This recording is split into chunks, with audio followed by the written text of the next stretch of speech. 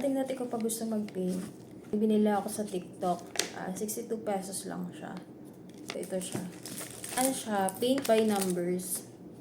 Hindi ko pa natatry mag-paint, pero ito, gusto ko siya i-try. Pili ko yung may pusa na kasama. Feeling ko ang cute nito. Ito siya pagka natapos. Ganito yung kulay niya.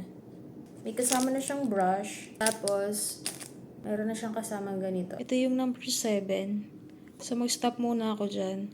Hindi ko siya kayang tapusin ng isang upuan lang. May mga gagawin pa rin kasi ako. So, mamaya tutuloy ko yan pagtapos na ako mag-inis ng mga kalat dito.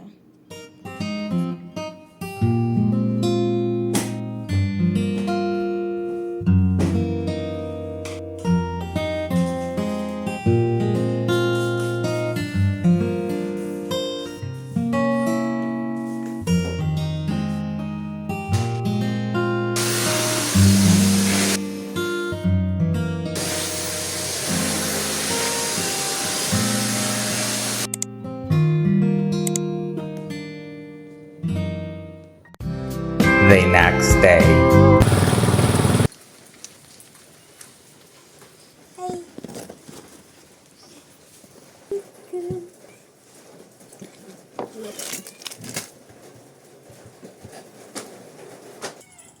Gising yung uso.